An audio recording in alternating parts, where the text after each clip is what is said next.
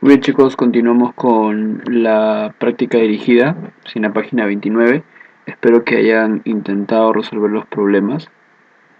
Vamos a empezar con el problema número uno, ¿sí? Para que puedan corroborar su respuesta.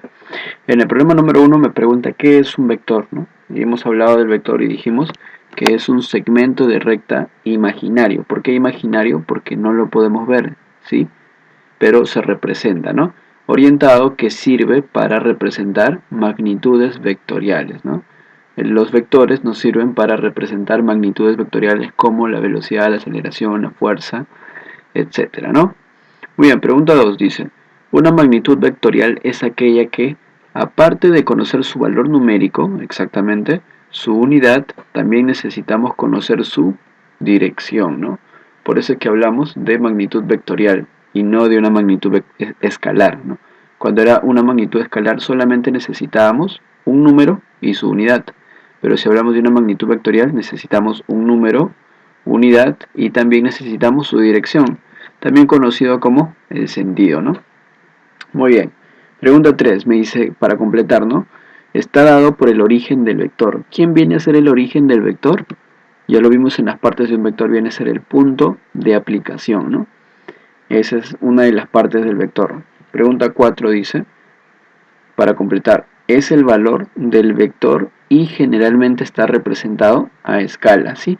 Cuando te hablen de representado a escala, ¿sí? ¿Y cuál es el valor de un vector? Me está hablando de quién? Del módulo, ¿no? El módulo viene a ser el tamaño, ¿te acuerdas que te dije? Muy bien, el tamaño o el valor, ¿no? Y también puede ser representado a escalas, ¿no? O sea, representado con números, ¿no?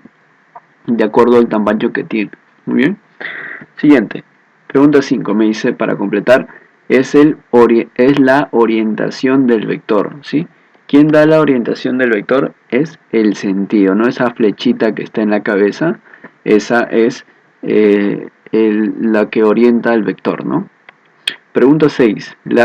Para completar, está dada por el ángulo que forma el vector con el eje X positivo del plano cartesiano, ¿no?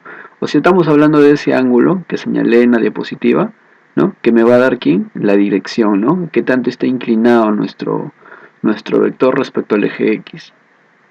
Muy bien, pregunta 7 me dice, ¿cómo se lee? ¿Te acuerdas que te dije que si es que tiene dos barritas al costado se le conocía como el módulo, ¿no? ¿El módulo de quién? ¿Quién está dentro? El módulo del vector A, ¿no? Muy bien, excelente. Siguiente, pregunta 9 dice, los vectores son aquellos que están contenidos en una misma línea de acción, ¿no? ¿Qué vectores son aquellos que están contenidos en una misma línea de acción? Los vectores colineales, ¿no? ¿Por qué? ¿Por qué colineales? Porque están en la misma línea de acción, ¿no? Pregunta 9 dice, se llaman vectores, ¿no? ¿Quiénes? Todos tienen el mismo módulo, la misma dirección, pero el sentido es diferente, ¿no? Tiene mismo módulo, tiene misma dirección, o sea, son prácticamente iguales. ¿En qué son distintos? Que tienen el sentido diferente. Y si son de sentidos diferentes son vectores opuestos, ¿no? Eso es lo que vimos, que uno está hacia arriba y el otro está hacia abajo, ¿no? Pregunta 10 me dice, los vectores para espacio son aquellos que tienen un solo punto en común o cuyas líneas de acción se cortan en un solo punto. Lo vimos al final de la diapositiva, ¿no? Que todos llegan a un solo punto y se le llama a los vectores,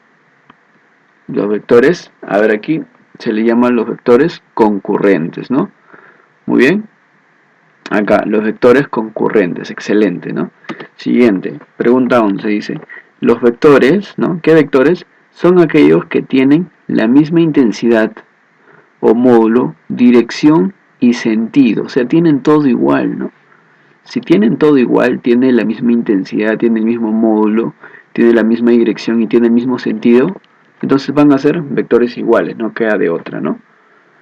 Porque si tuvieran el sentido contrario, si tuvieran el sentido opuesto, serían los vectores opuestos, ¿no? Si tuvieran distinto módulo, por ejemplo, ya no serían iguales, ¿no? Pregunta 12. ¿Qué vectores son aquellos que están contenidos en un mismo plano, ¿no? Te lo expliqué como si fuera una mesita, ¿no? Los vectores que están reposados sobre esa mesa se les podría llamar vectores coplanares porque comparten el mismo plano, ¿no? Excelente. Pregunta 13 dice, los vectores, ¿qué vectores están contenidos en rectas paralelas, las que por más que se prolonguen no se van a cortar nunca? ¿Te acuerdas que te hablé? Que por más que yo me vaya al infinito nunca se van a tocar. Hablábamos de los vectores paralelos, ¿no? Muy bien. Siguiente. 14. No para completar, se representa gráficamente con un segmento de línea recta orientada cuya longitud es proporcional a su módulo, ¿no? ¿De quién estamos hablando? Nada más y nada menos que del vector, ¿no? Porque el vector, ¿cómo se representa? Se representa gráficamente con un segmento de línea, ¿no? O sea, por la flechita, ¿no? Que está orientada y su longitud proporcional a su módulo, ¿no? Que me quiere decir que el tamaño es su módulo, ¿no? Bien, pregunta 15. El módulo también se le denomina, nosotros llamamos módulo o también lo podemos conocer como magnitud, ¿sí? Si a ti te hablan de módulo o te hablan de magnitud, te están hablando del tamaño del vector, ¿no? Muy bien, entonces esta es la práctica dirigida, ¿sí? Si te das cuenta no es tan complicado, simplemente es repetir los conceptos que ya hemos tocado. Eh, Te invito a que resuelvas la práctica domiciliaria, que también está igual, ¿no? No es nada del otro mundo. Nosotros nos vemos en la siguiente clase. Muy bien, chicos, hasta luego.